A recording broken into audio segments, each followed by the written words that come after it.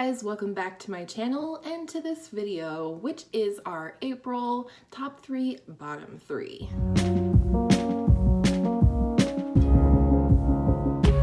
Let's go ahead and get into my top 3 for the month. I think each month you will probably see a palette featured in these videos, and this may or may not come as a surprise to any of my subscribers on my channel, and this is the Persona Identity palette. Not to beat a dead horse, I know I've talked a lot about this palette, but this palette is literally my #1 favorite in my collection currently. It's amazing. This is the one and only eyeshadow palette that they currently have, and it is beautiful. I've showed it quite a few times on my channel here, but this is what it looks like. You've got quite a lot. You have a good variation of shimmers and mattes. 6 shimmers and 6 mattes, I believe, and it's just beautiful. I guess I'll swatch just a couple for you, because why not? All right, I'm gonna give you one more swatch live, because I think a live swatch is gonna be the best way to show you how smooth these are. Ready? Boom! Oh, aren't those gorgeous? I've got this nice orange shade, I've got a nice plum. This is a very greenish gold, nice bronze, and then here's that gray inner corner highlight, brow bone highlight, lid highlight, whatever you want to do with it. Again, I'm not going to continue to be a dead horse on this palette, but I thought it deserved at least one more mention in a monthly fave since I haven't featured it yet. This is my current favorite palette. Every single time I wear it, it is an amazing makeup day. So I highly, highly recommend it. And also, for your information, Persona is coming out with a new product soon. Hashtag take all my money, because I'm getting it no matter what it is. This brand is fantastic. I absolutely love it. That's the #1 product this month. Next is a product that falls in the category of Jessica Braun made me buy it. That category is quickly growing, and also she did recommend the Persona palette as well. So thank you, Jessica Braun, as always, for your recommendations. You have never steered me wrong. So this is a blush that she's talked about several times on her channel, and it is a ride or die, absolutely gorgeous blush for me, and that is the e.l.f. blush in the shade Mellow Mauve. I'm pretty sure I've talked about this before on my channel, and if I haven't, I'm gonna do it now.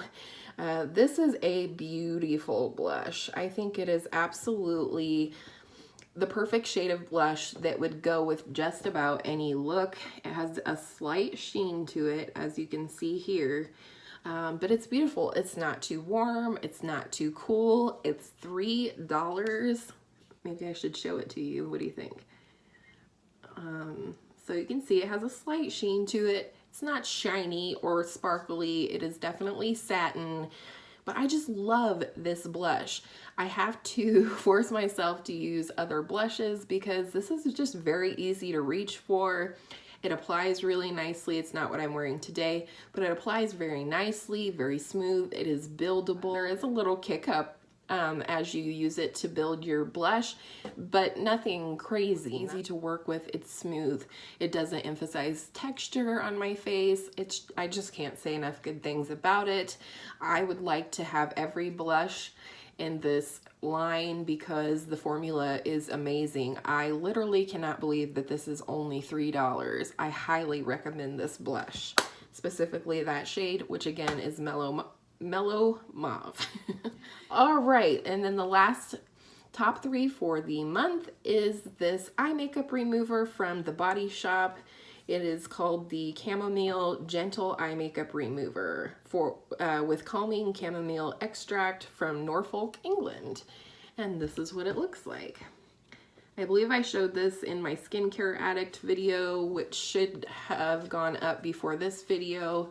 I did purchase this from Ulta. I go through eye makeup remover like water. I feel like I'm constantly buying it.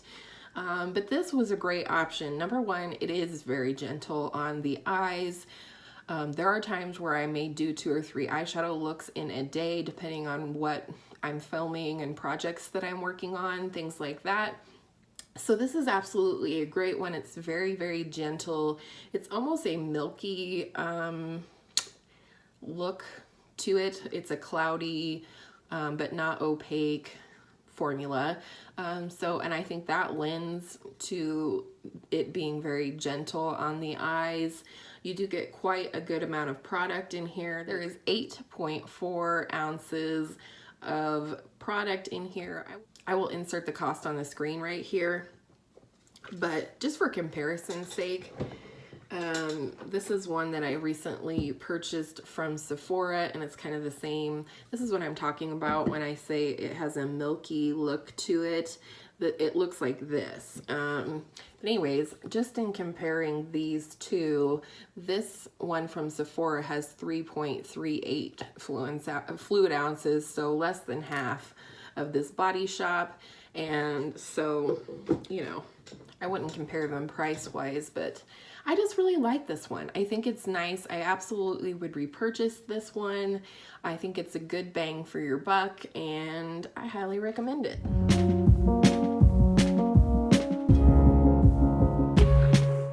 All right, let's get into the bad news. So this is the IT Brow Power in the shade Universal Taupe. We did receive this in BoxyCharm a few months back. There is nothing wrong in the packaging. The spoolie is nice and soft. I do love a pencil that comes with a spoolie on the other end. This is actually merely just a matter of preference for me. Prior to this pencil, I was using, this is what it looks like. It's got like a, oh, it's always so hard to show a pencil tip. Let's see. I don't know. It's an oval. Okay. So I was actually using, prior to this, my MAC eyebrow pencil. It has a micro tip on it. Very nice. Lasted forever. I got it in September of last year, and I just finished it up here in April.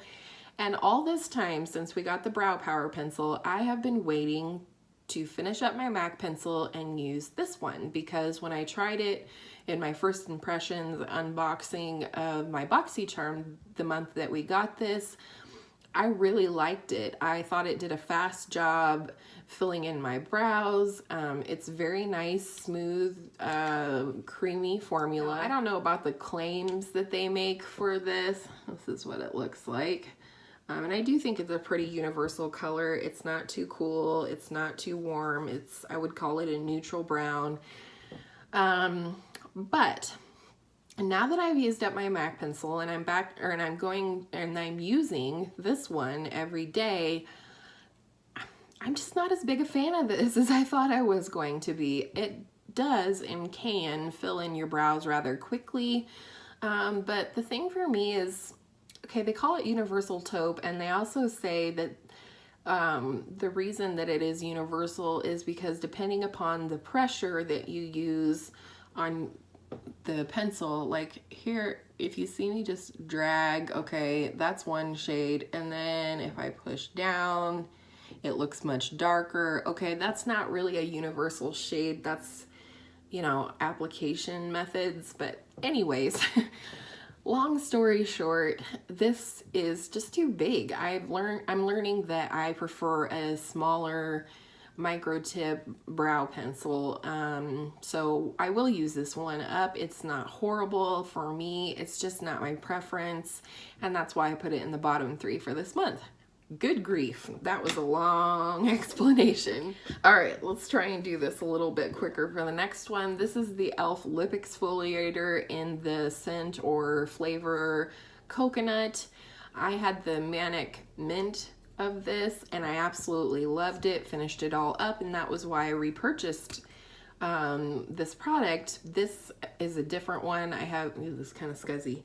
I have not used the coconut one before. So this is what it looks like. It's just a solid and it has sugar in it, and you scrub your lips with it. I actually really love this for getting off the last bits of liquid lipsticks when I wear them. And these are only $3, which is another great thing about them. They're inexpensive, But this one is different than the mint one. This is not the same consistency as the mint one. It's much more scrubby, almost to the point of being uncomfortable. I feel like there's not enough solid to sugar ratio in this particular one. If you can hear dogs barking, I apologize. It's beautiful here in Colorado today and everybody's out and about. So anyways, I will use this up. How I am currently making this work is I use this little Vaseline lip therapy. This is the Rosy Lips one. I put this on first and then I go in with this, and you know, there's enough slip for it not to be too exfoliating, because I'm all for exfoliation, but I don't want tiny micro tears all over my lips. That just doesn't help matters any. So let me know your experience with these. If you've had them, have you found them to be inconsistent as I have? Or what are the flavors or scents that you prefer of this product?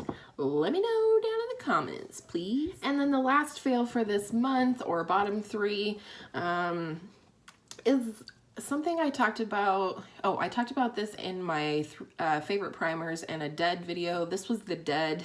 I'm still hoping that I will get some recommendations on how to possibly use this up and get it out of my collection.